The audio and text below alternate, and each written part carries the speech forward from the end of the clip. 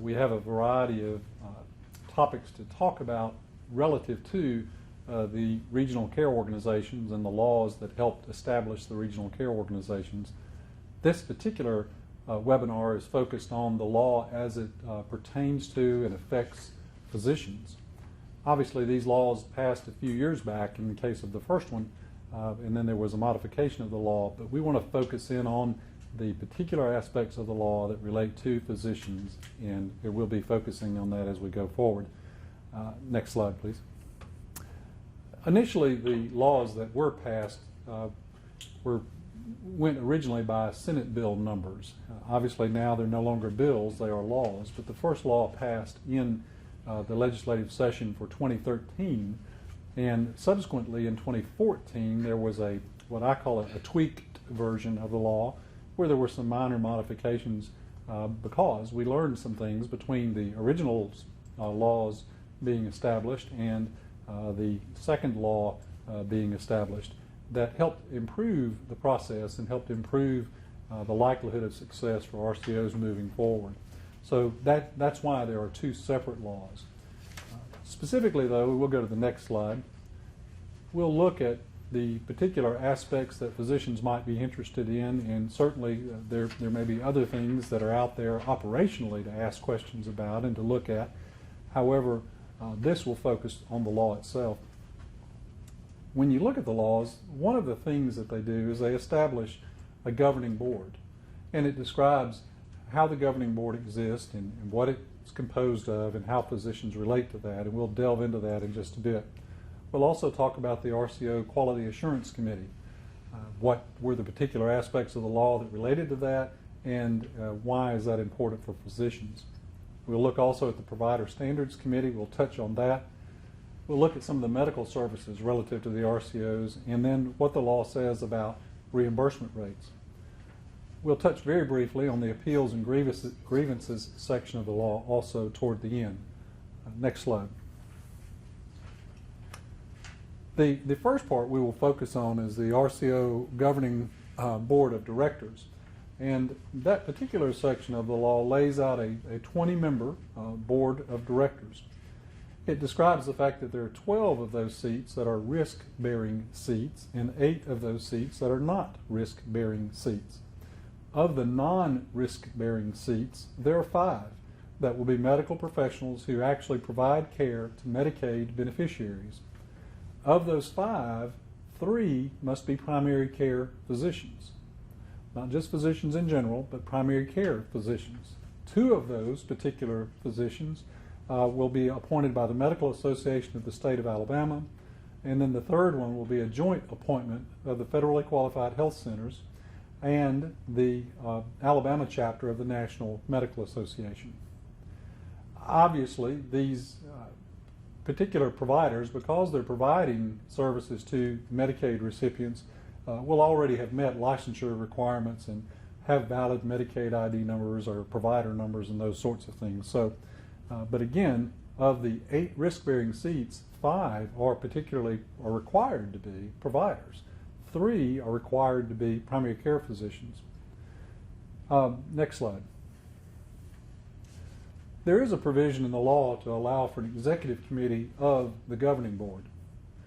As it's described on the slide, this particular opportunity to have an executive committee, if it is chosen and exercised by the governing board, the committee itself will consist of 2 or more directors. It'll have authority to do actions based on what the governing board has allowed it to do, again consistent with the state law. There will be an opportunity to set policy and direction for the RCO. This particular executive committee of the board must have at least 1 member who shall be one of the physicians appointed to the board by the Medical Association of the State of Alabama. So physicians will be able to be involved and have representation on even an executive committee of the board. Next slide. When you look at the Regional Care Organization's Quality Assurance Committee, this actual committee is a statewide committee as opposed to being in each region or even in each RCO. This statewide committee actually was appointed back even a year and a half or so ago at this point, and began to work and met quite a bit and continues to meet going forward, looking at quality metrics as they are pertaining to the RCOs. The law said that the committee would be appointed by the Medicaid Commissioner, and that at least 60% of the members on that committee would have to be physicians who provide care to Medicaid beneficiaries served by an RCO. Could not just be physicians, but had to be physicians who were actively involved in providing care to Medicaid beneficiaries. Obviously, there were many people involved in the committee when it was actually appointed. Actually, we had more than 60% that are practicing physicians that take care of Medicaid clients. And there are other representatives on the committee also that help make up the 40% or so that also are part of that committee. The committee was tasked with identifying the metrics as we described before, and they did that and actually selected 42 metrics that would be utilized to measure quality of services provided by the RCOs. It actually started with a very much higher number of metrics, even in the 300-400 range, and it was whittled down to 42 at the end of their work, at least their initial round of work. Obviously, the metrics will continue to evolve as time goes forward in terms of making adjustments, and metrics themselves, the specifics around metrics sometimes change over time because of the national bodies that actually put them together. Next slide, please. It says that the quality measures adopted shall be consistent with existing state and national quality measures, and actually our metrics, 41 of the 42 are nationally recognized metrics. The Medicaid Commissioner shall incorporate these measures into RCO contracts to hold RCOs accountable for performance and customer satisfaction requirements, and that has been done in the draft, at this point, draft contracts that are being developed for the RCOs. Obviously, the committee will continue to look at these metrics. It says here that the law the committee will adopt these measures annually, but will continuously be looking at the results of the measures. The committee met every month for probably 7 or 8 months to begin with, then met a few months later after the final meeting, and then now they're meeting on a semi-annual basis, and we anticipate that that will continue to occur in that way going forward. Next slide. This information will be shared. How the RCOs perform on the metrics will be shared publicly, so everyone will have an opportunity to see how the program is working going forward, in what areas there were strengths and successes and improvements, and in what areas there weren't. But you will see that both in terms of clinical quality metrics and in terms of cost effectiveness of the RCOs. Next slide.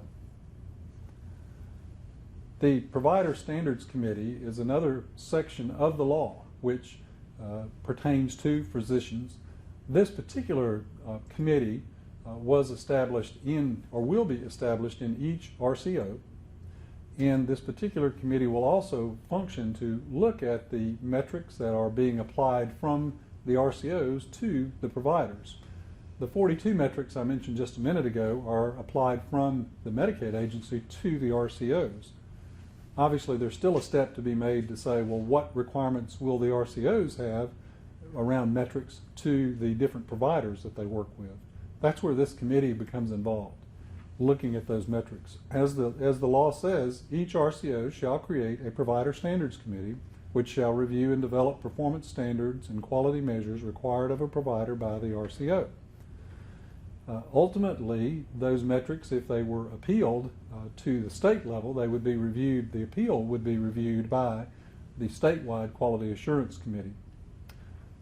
Also, for the Provider Standards Committee, at least 60% of the members of that committee must be physicians who provide care to Medicaid beneficiaries. And the RCO Medical Director will be the chairperson of that committee. So, depending on how many RCOs we have, you will have that many Provider Standards Committees, and they will be specific to the work within that particular RCO. Now, the law does also require that no more than 50% of the members of the committee be from any single county. For example, Jefferson County, Birmingham. you can't have more than 50% of the members of the RCO that also includes Jefferson County be just from Jefferson County. We wanted to have, or the law wanted to have, a larger representation, a more broad representation than that. So it is specified that way in the law. Next slide. In relative to medical services, everything is subject to CMS approval. And this is true really for the entire RCO program. It does state, though, that Alabama Medicaid shall enter into a contract in each Medicaid region for at least one fully certified RCO to provide, pursuant to a risk contract, to make payments, capitated payments to an RCO. But subsequently, the RCO will contract with, the phrase is any willing provider is the general phrase we use just to include hospitals and physicians and other folks in there, if that particular provider is willing to accept the payments and terms offered comparable providers. So there is that opportunity to participate. If you desire to participate and you're willing to accept the terms and conditions that have been offered to other similarly situated providers, then you will have the opportunity to participate. And then the last bullet discusses the enrollment broker. It says Medicaid, through its enrollment broker, shall enroll beneficiaries into RCOs. If more than one RCO operates in a Medicaid region, a Medicaid beneficiary may choose the organization to provide their care. If a Medicaid beneficiary does not make a choice, Medicaid shall assign the person to a care organization. A lot of details here. Probably one of the most frequent requests we've received is more information about how individual patients will get assigned to individual physicians. We sort of anticipated this question, but the answer is a two-stage answer, because enrollment occurs at the first level between Medicaid and the RCO. And with the assumption that there would be 2 or more RCOs in a region, the client, the patient, gets a choice. They get to choose, which RCO do I want to be in? If perhaps there ends up only being one RCO in a region, CMS is likely to require that the patient have a choice between the RCO and regular fee-for-service Medicaid. However, the first step in the enrollment process is patient choice.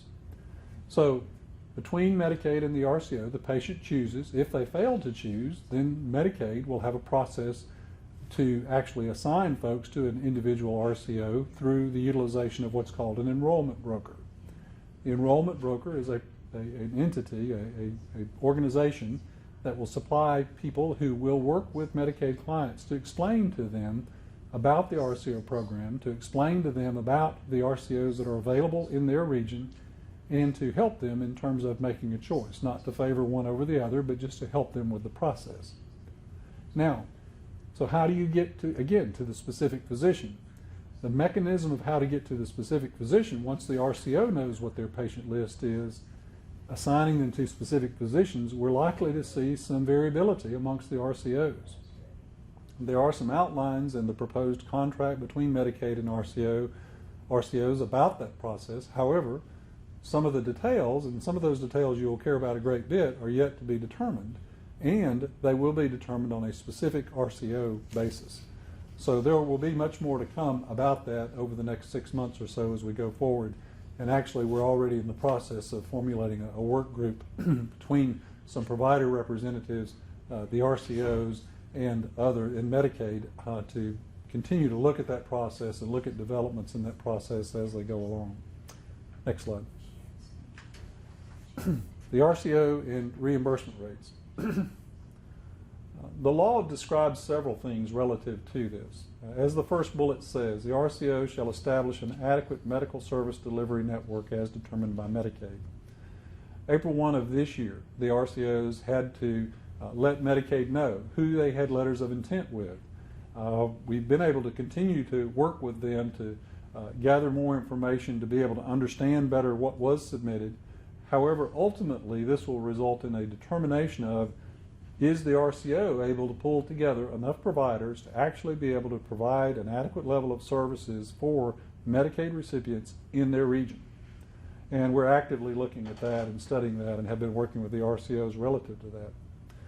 The next bullet says Medicaid shall by rule establish the minimum reimbursement rate for providers, and the minimum reimbursement rate shall be the prevailing Medicaid fee-for-service payment schedule unless otherwise agreed to by a provider in an RCO through a contract. For example, when it says this, the minimum that you could be paid as a physician would be whatever the prevailing rate is in Medicaid at that time.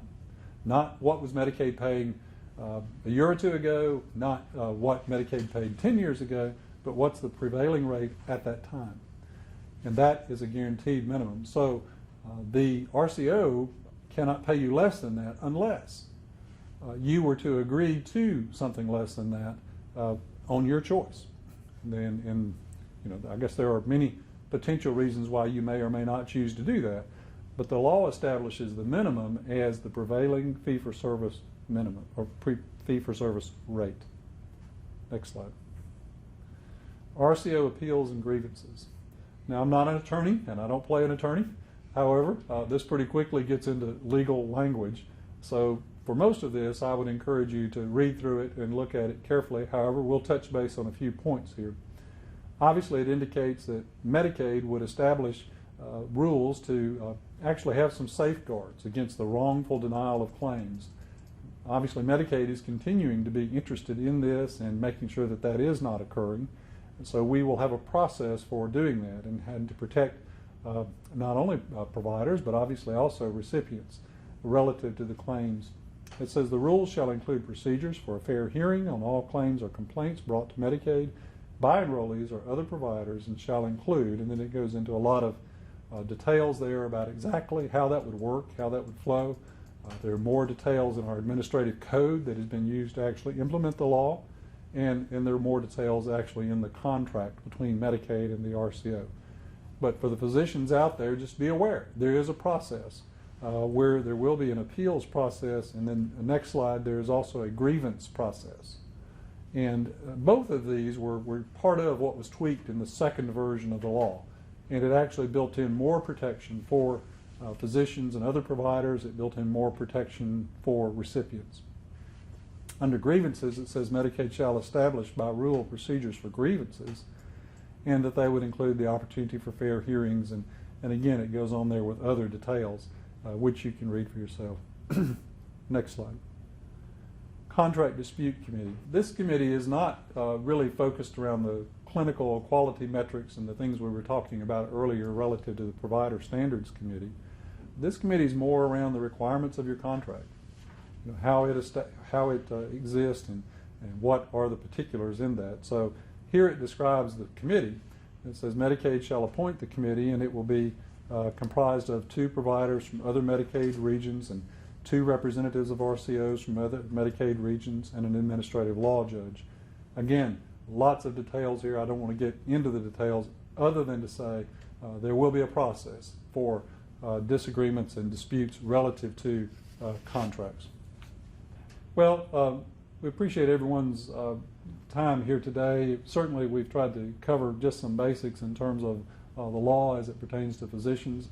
Obviously, there are lots of other questions here that have been asked that don't specifically pertain to those parts of the law, but we're glad to answer those also because we know this is a big new program and it will affect the relationship of providers in general with Medicaid. And if you're not aware already, please look on our website. You will see a variety of webinars that have already been posted relative to the rollout of the RCO model, and they cover a variety of topics. So if you've not looked at that, please do so.